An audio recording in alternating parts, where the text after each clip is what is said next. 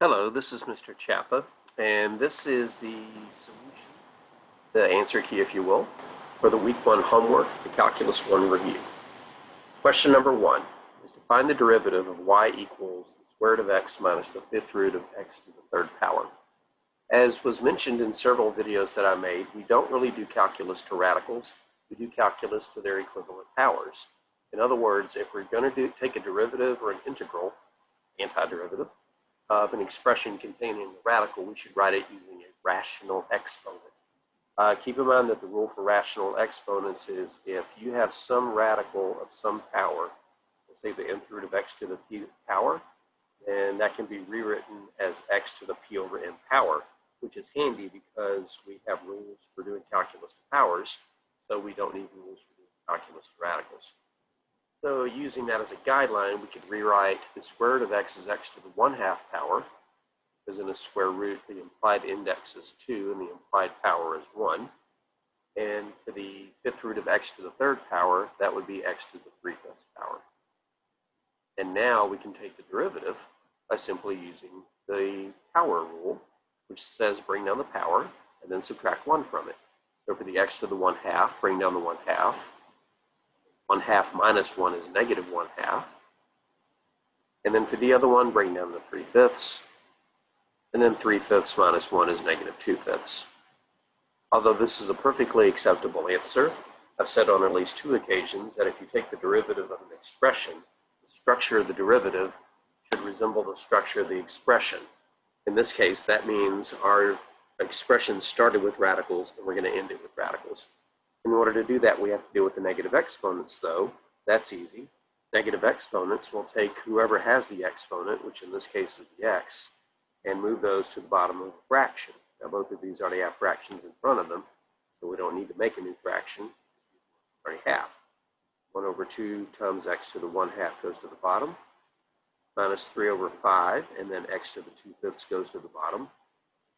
But to restore the original structure of this, we will rewrite both of these as radicals. The x to the 1/2 on the denominator on the first fraction becomes the square root of x, and the x to the 2/5 in the denominator of the second fraction becomes a fifth root of x squared, and that's a good place to stop that problem. Question number 2 is to find the derivative of y equals tangent of x over 1 plus cosine of x. Sometimes when you're taking the derivatives of trigonometric expressions, it might be beneficial to try to simplify or rewrite the trigonometric expression. Excuse me. In this case, I really don't see anything that we could do. We could possibly change tangent to sine over cosine, multiply both sides by cosine, but that would make the denominator messier, and we would still have one trig function on the top. So I think for this one, we're just going to jump right into it and see if anything happens when we take the derivative. Speaking of taking derivatives, this is a quotient, so we're going to use the quotient rule. In one of the videos that I recorded, I recommended one gimmick being the word tibit. It's not a real word, but a student showed this to me, and I never forgot it. The i's are really apostrophes, meaning derivatives. And of course, the quotient rule has a big old minus in the middle, so maybe we can hyphenate the word tibit. But remember, all that means is derivative of the top times the bottom minus the derivative of the bottom times the top. Let's start taking our derivatives. The derivative of 1 plus cosine x. Well, the derivative of 1 is 0, and the derivative of cosine is negative sine. So the derivative of the bottom is negative sine x times the top, which is tangent x. Then minus, let's get rid of this here, derivative of the bottom times the top. Derivative of the bottom. Well, that's embarrassing. I just made the cardinal mistake when doing the quotient rule. After I gave you the gimmick, how embarrassing is that? But I've said it before and I'll say it again. Doesn't matter how good you are at math, if you're not careful, the best of us will make casual mistakes. The mistake that I made was I should have started with the derivative at the top, and I didn't. And by the way, if I ever do make a mistake and don't catch it, but you do, please call me out on it. You have my cell phone number. The derivative of the top, the derivative of the tangent is secant squared.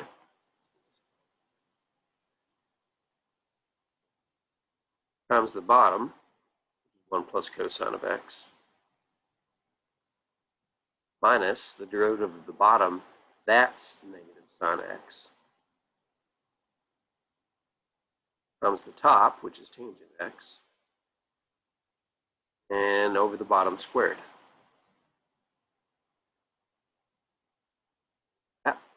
And now let's see if there's anything we can do to simplify this. Well, one thing that is always considered unfinished is a double negative. This minus belongs to the thing to the right of it, which is another negative, so we are going to get a plus there. The other thing to consider is whether or not there's any distributive properties worth doing. We could distribute the secant squared across the 1 and across the cosine, which actually has a small benefit since secant is reciprocal to cosine. So let's do those two things. Secant squared times 1 is just secant squared, so not a whole lot to look at there. Plus, secant is 1 over cosine, so when I hit secant squared times cosine, one of the secants cancels the cosine, leaving me one of the secants. Double minus becomes a plus. As far as sine times tangent, not a bad idea to think, well, tangent is sine over cosine. But if we replace tangent with sine over cosine, which I'm going to do temporarily, it wouldn't give us anything to cancel. It would give us a pair of sines we could multiply into a sine squared, but I just put a small fraction inside of a larger fraction when there wasn't one. So I don't see a benefit to thinking of t as sine over cosine there. And in the bottom, there is the debate on whether or not we should square the 1 plus cosine squared x. Whether we should square the 1 plus cosine x. I don't see a benefit to it. We would get 1 plus 2 cosine x plus cosine squared x, and I really don't see anything beneficial from that. So that's a pretty good stopping point. The double negative is an obvious cleanup. Distributing the secant squared and getting secant squared plus secant, I don't want to say it's kind of optional, but it's not a crime if you don't do it, but I think it looks okay. All right, let's take a look at the next question. Next is to take the derivative of f of x equals the natural log of sine of x. This invokes the natural log rule, the chain rule, and then the sine rule in that order. The natural log rule says to take the derivative, it's 1 over the inside, so 1 over sine of x. But the chain rule says if your inside is more than just an x, then you have to multiply times its derivative. And if you don't know what I'm doing with the double underline and the arrow, go back and rewatch the chain rule review videos from week 1. That's just my own personal notation for indicating that we're about to do the chain rule by multiplying the in times the derivative of the inside. The inside is what I have underlined, and I'm pointing it to its derivative. The derivative of cosine, the derivative of sine is cosine. At the very least, you should put this together as a single fraction, because from an algebra perspective, that's a multiplication problem that we can somewhat complete. But from a trig perspective, cosine over sine is just screaming cotangent. That's one of the two quotient identity things. So the final answer for this one would be cotangent. Not that it's part of the problem, but one thing that we could glean from this is an integral rule for cotangent.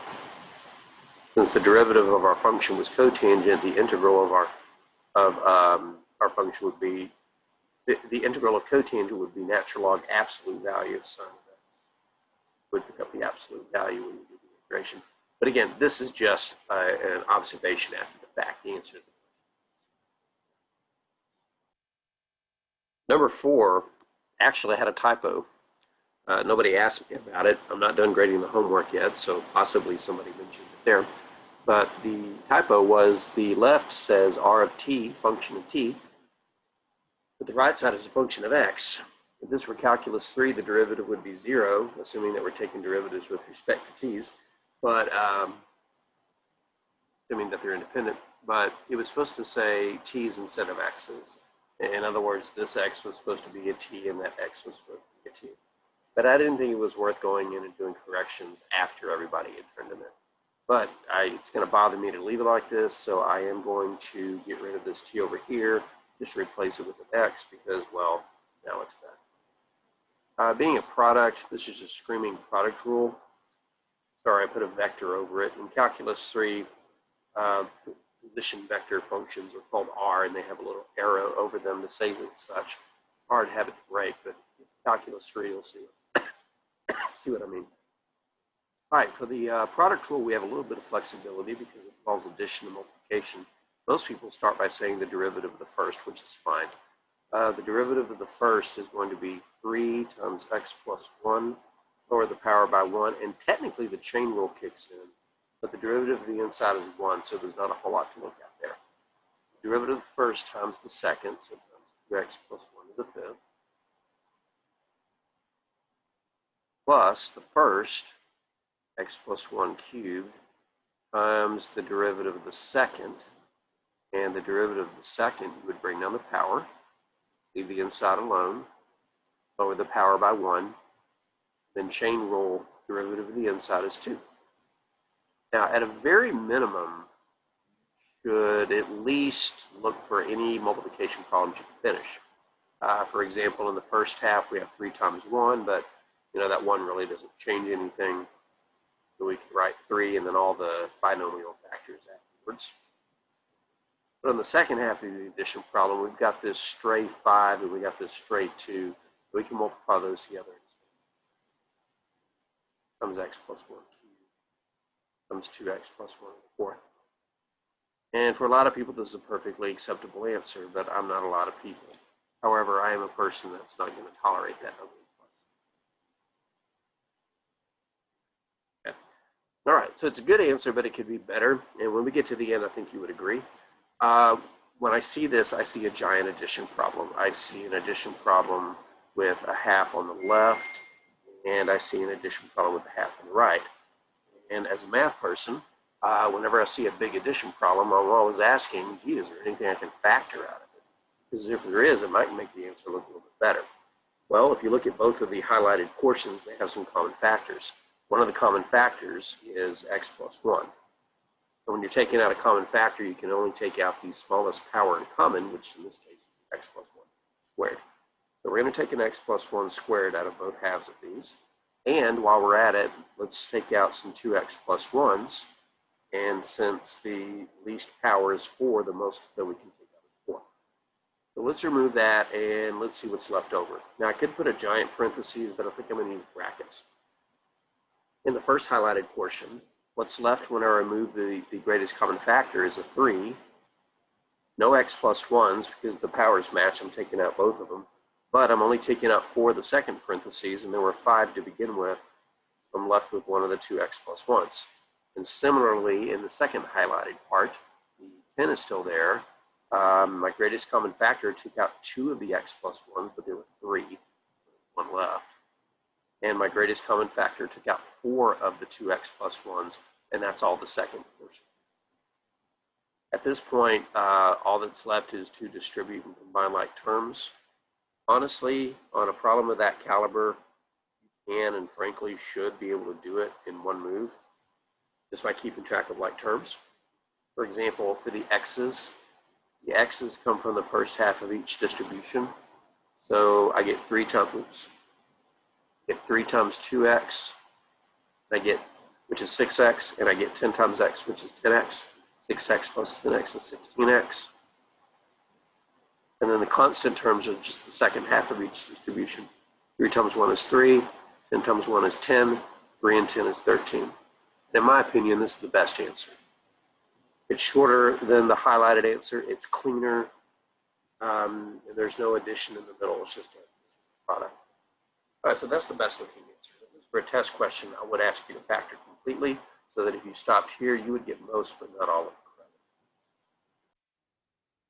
Number 5 is to find the derivative of g of x equals the quantity cosine of 2x plus sine of 2x all raised to the third power.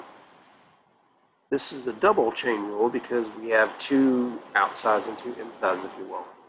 The most outer part is the power, and so its inside is this. But on each trig function, the outside is the trig function, the inside is the 2x. So be very careful when you're executing a chain rule. You have to do it back to back. The outer is easy here. The derivative of the power, you just bring down the power and lower it by 1. Lower it by 1. Chain rule says leave the inside alone for a minute. Sine of 2x plus sine of 2x. And then the chain rule says now multiply times the derivative of the inside of the power. that each half of that is going to invoke the chain rule. For example, in the first part, the derivative of cosine is negative sine. And then the chain rule says leave the inside alone and then multiply times the derivative of its inside. So the derivative of the 2x will be 2, and it's a constant. It looks better up front. I didn't leave room for it. Should have thought that out a little bit better. But we'll go ahead and move that negative over, and then we'll write the derivative of that inside there. And then when I do the second half over here, the derivative of sine is cosine. Leave the inside alone. Chain rule says times the derivative of its inside, so derivative of 2x is 2. And that, honestly, it doesn't look like there's much you can do to clean up here. I really debated on what I would and would not expect you to do when you were cleaning up this derivative. For example, the last factor, the one that we created with the 2's over there, there's a 2 in common. And you could factor out a greatest common factor of 2 from this portion. Could factor out a 2 from this, and throw the 2 all the way over there to make go with 3. And if you did that, it would look something like this. Parentheses. Cosine 2x plus 1. I'm sorry, cosine of 2x, sine of 2x, all raised to the second power. And then the second parentheses that currently has a box around it, I factored out the 2's in front, so they're not there anymore. But I also hate starting things with a negative, so I'm going to write the cosine 2x first because it's positive, minus the sine of 2x. And that's a decent stopping point, but being the thorough theoretical mathematician I am, I noticed that if I multiplied one of these with that, I would get cosine squared minus sine squared. Is there a benefit to that? I don't think so. See, that's the thing about simplifying trig expressions. There's almost always something you can try. Is it a good something to try? You may not know until you try it.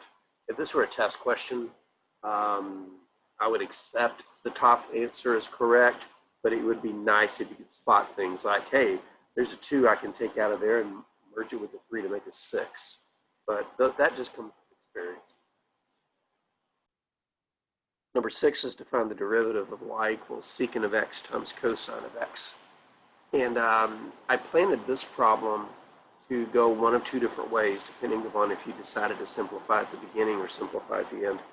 Of the papers I've graded so far, most of them jumped right into the product rule. So let's go ahead and jump into the product rule, and then I'm going to show you something that's going to make you go, man, why didn't I see that? If we did the product rule, we'd start with the derivative first. The derivative of secant is secant tangent.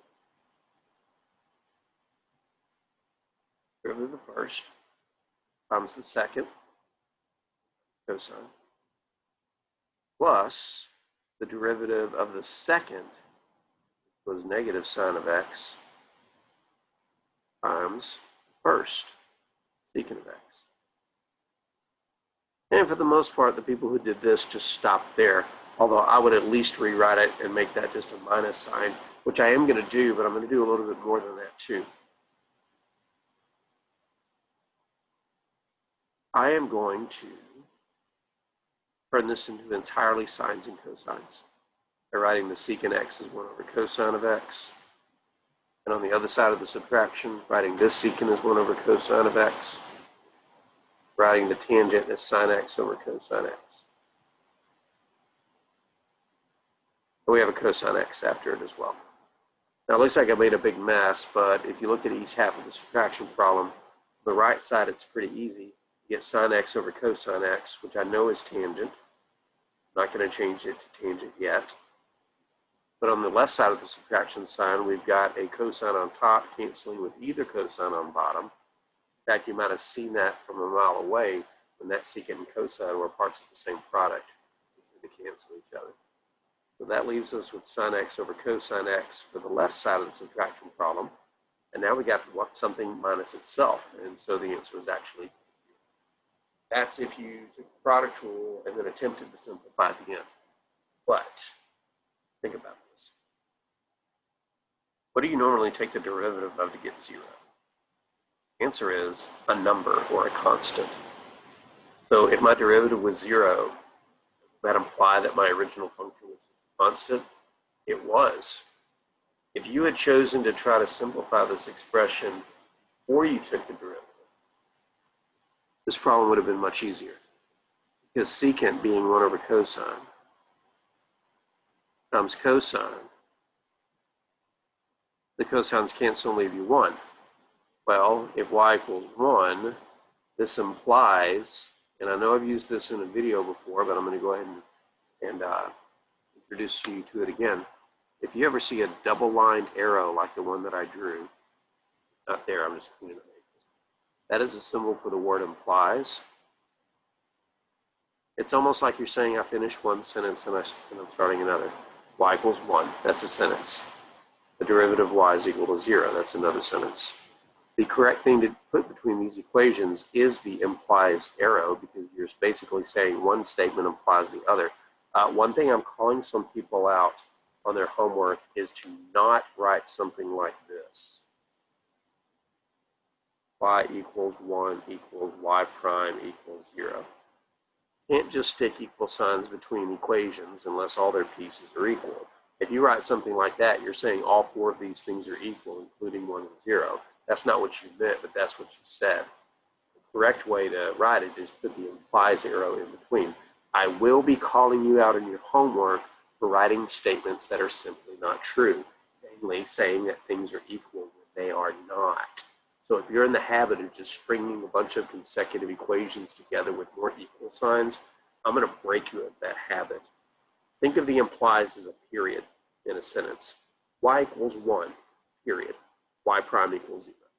A period between two sentences. Anyway, let's go to the next question. I'll be honest, I love this problem because it tests a lot of things and it really sees if you have some good insight. Y equals e to the x minus e to the negative x all over e to the x.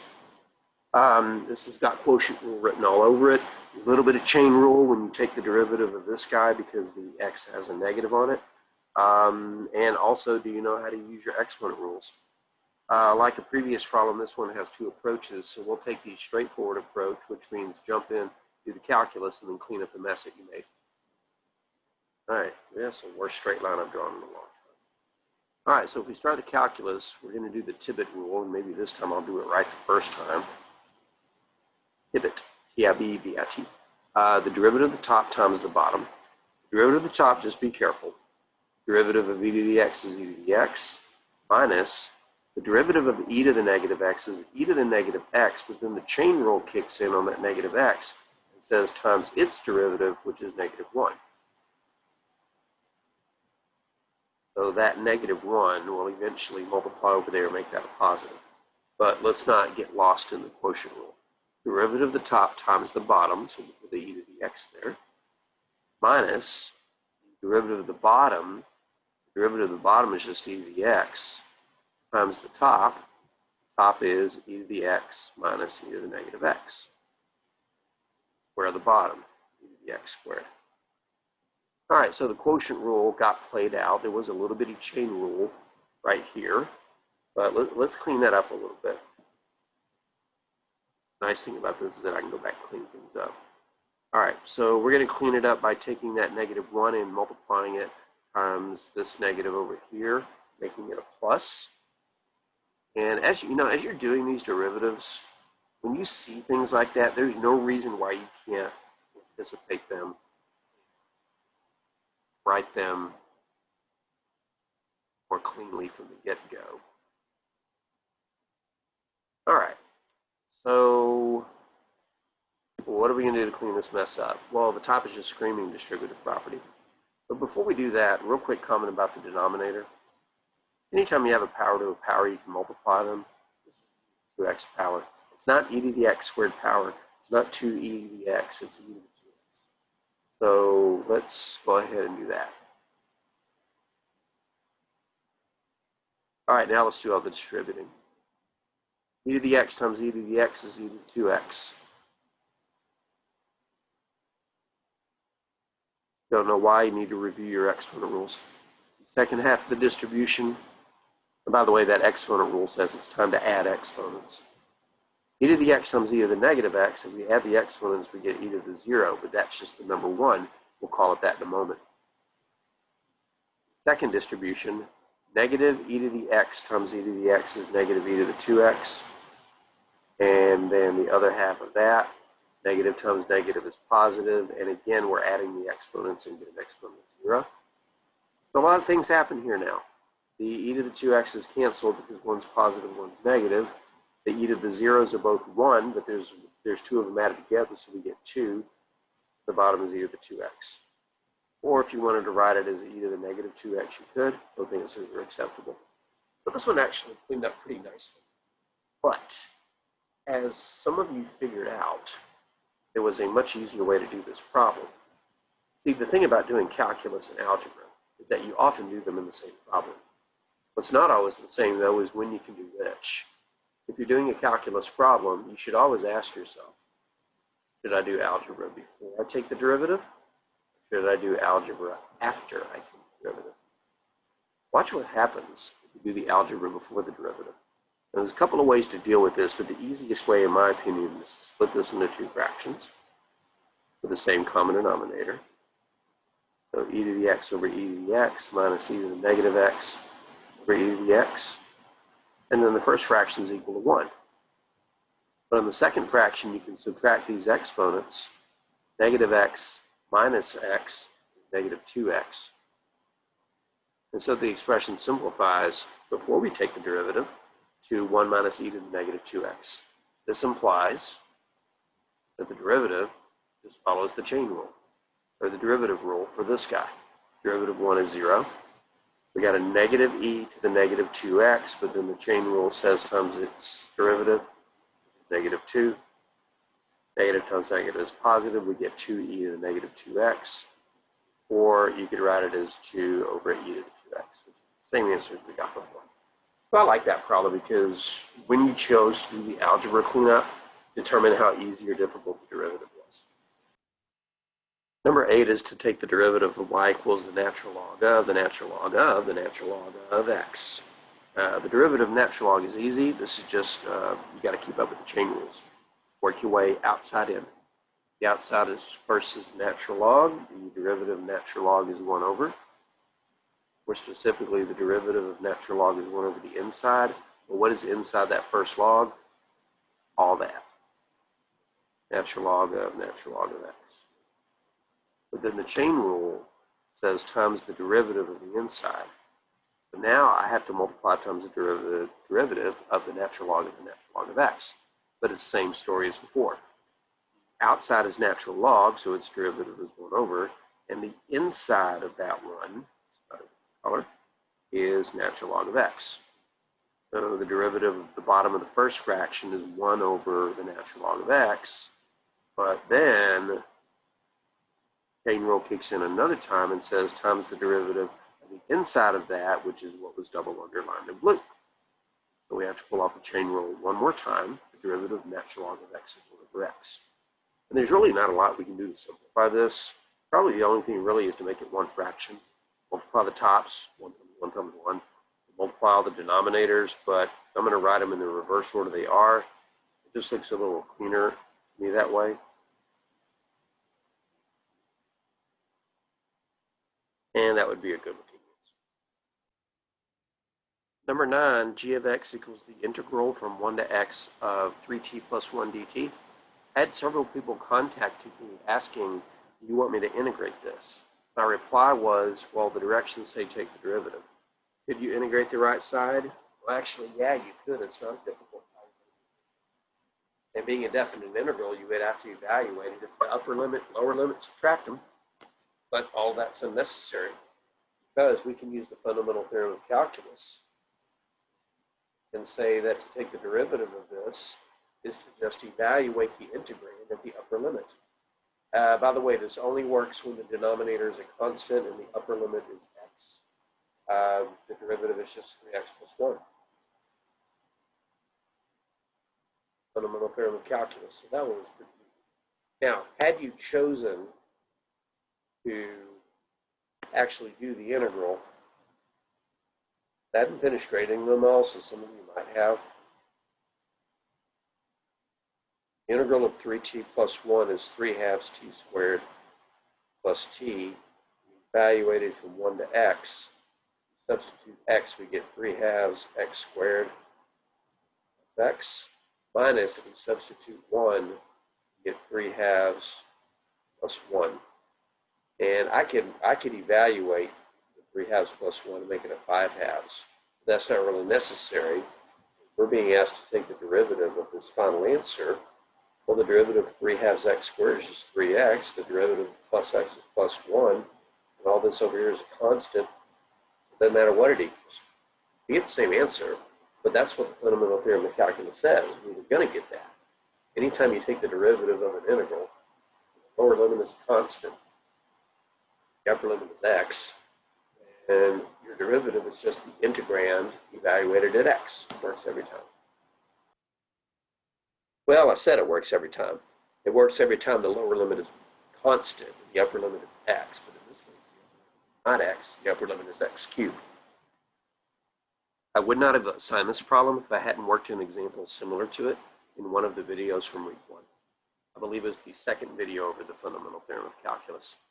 But basically, we do the same thing, but we have to invoke the chain rule because the inside is more than just x. There's a couple of ways to look at this. One way is to look at it through the lens of, let's define a new function. Let's say h of u is equal to the integral from 5 to u of e to the t power dt. This we can use the fundamental theorem of calculus on because the upper limit is just a variable, not an expression of a variable. Then we have that g of x, the h of x cubed.